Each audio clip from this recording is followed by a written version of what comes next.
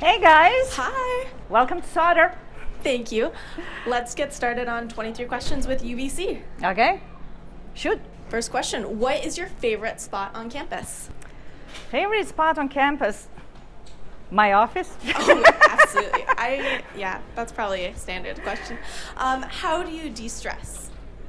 How do I actually do lots of crafts. So I do knitting, crocheting, play games, like casual games. Those like things you can do in bed on tablet, relaxing. That's what I do. Fun. What is one piece of advice you have for students interested in going into your field? Field of business or field of business technology management? Which specifically field you're referring to though? Business technology management. Business technology management.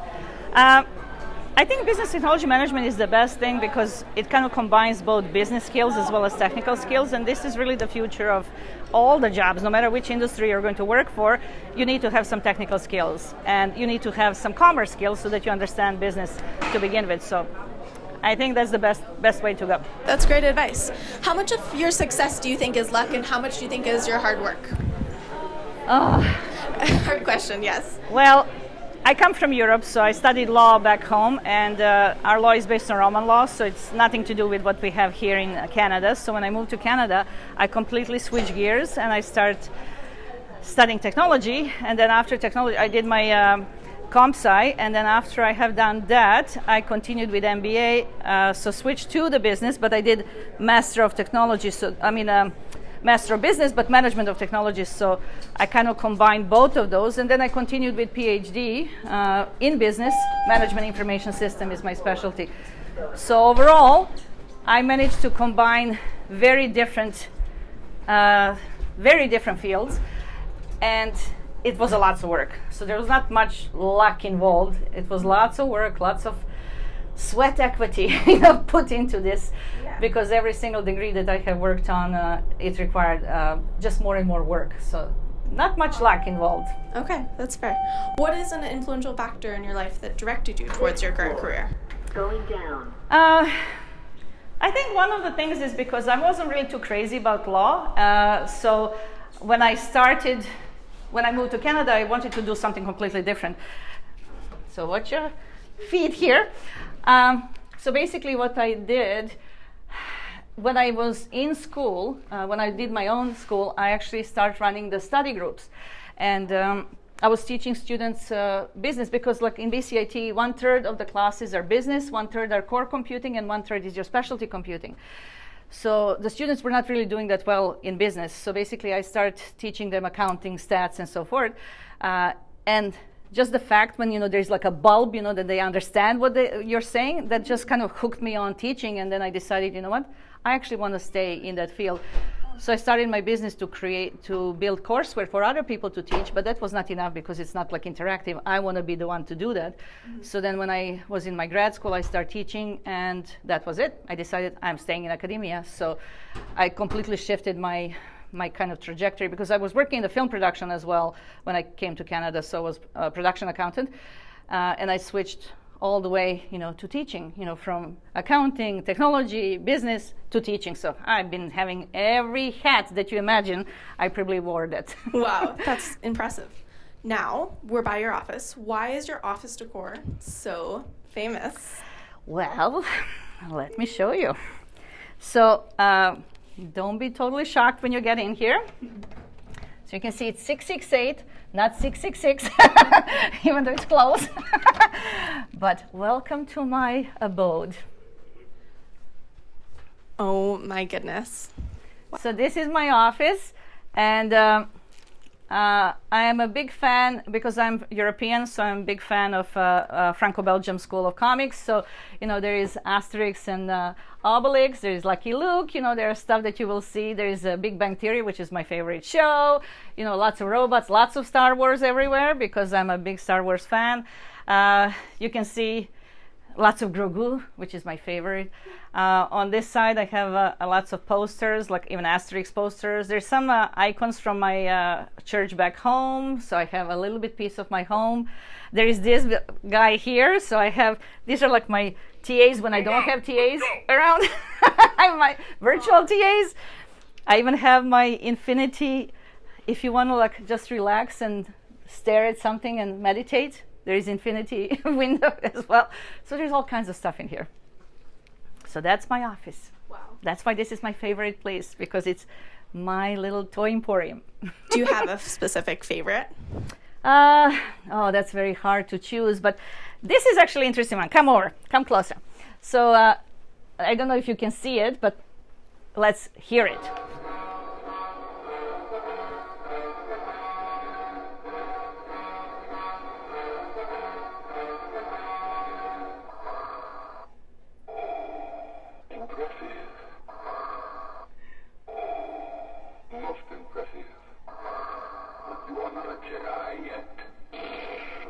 That's what I say to my students, because they're Jedi in training, but they're not Jedis yet.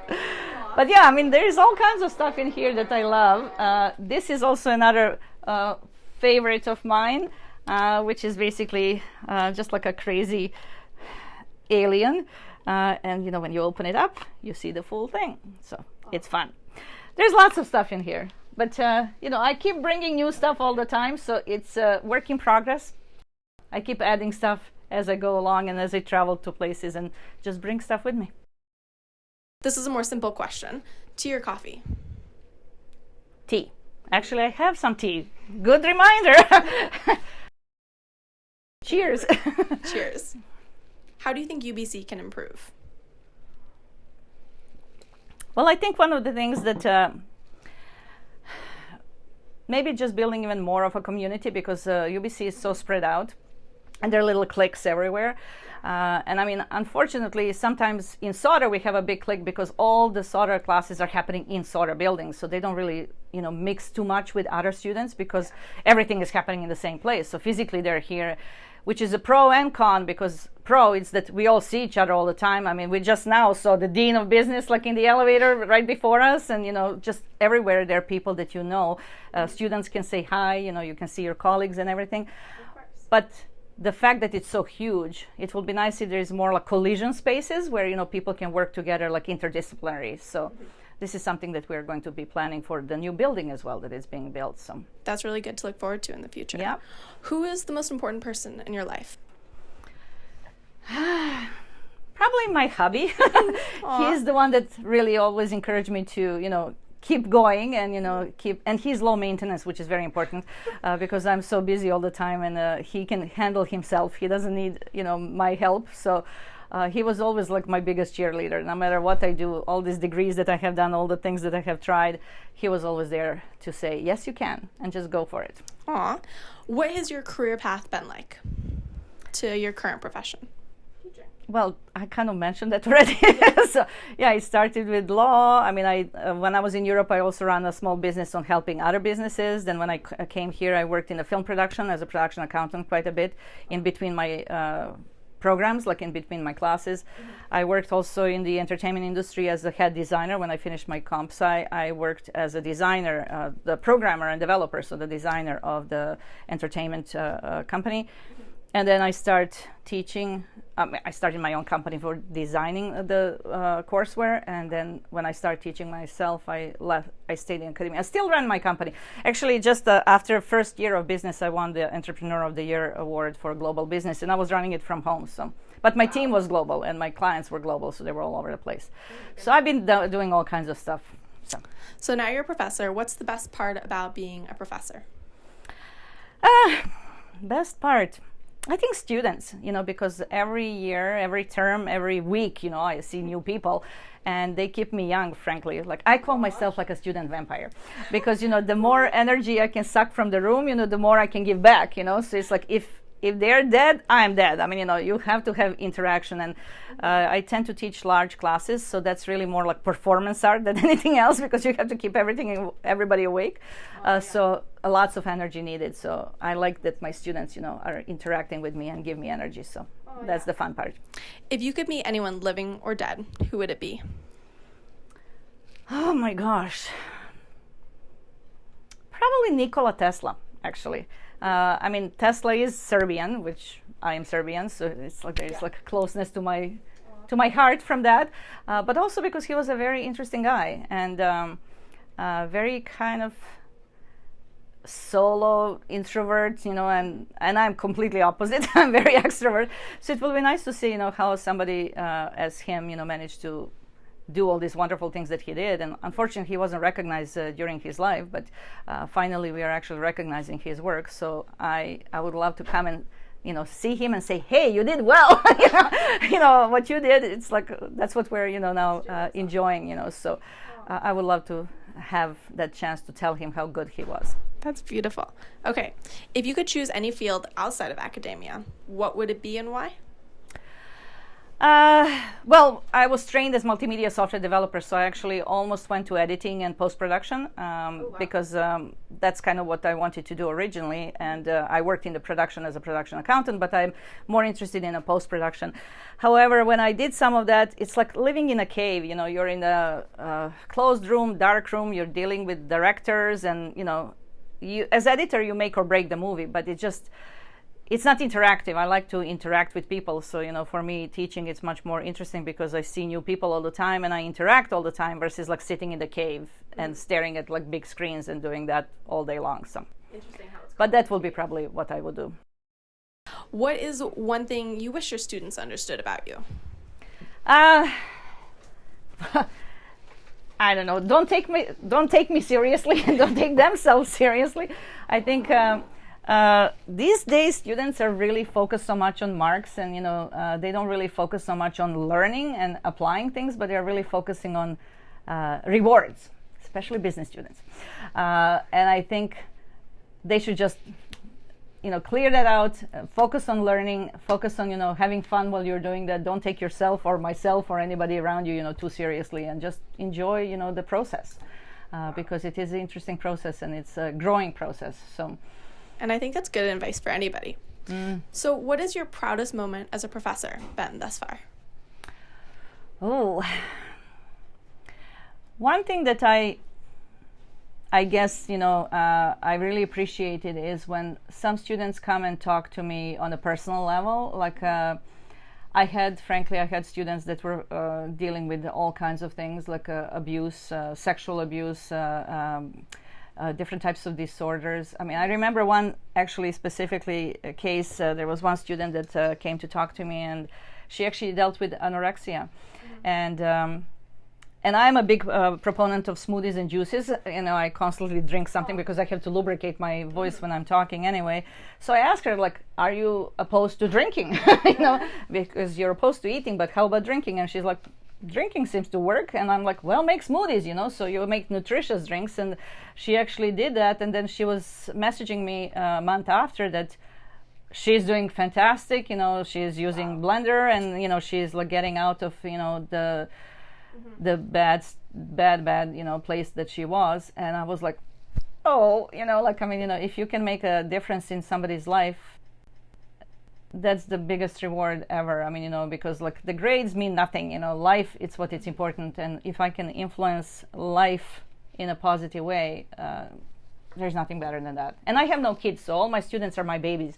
So basically I like to see them grow up, start having their careers. Many of my students come back and stay in touch with me, and I can see them later when they're successful professionals, and that's the biggest reward ever.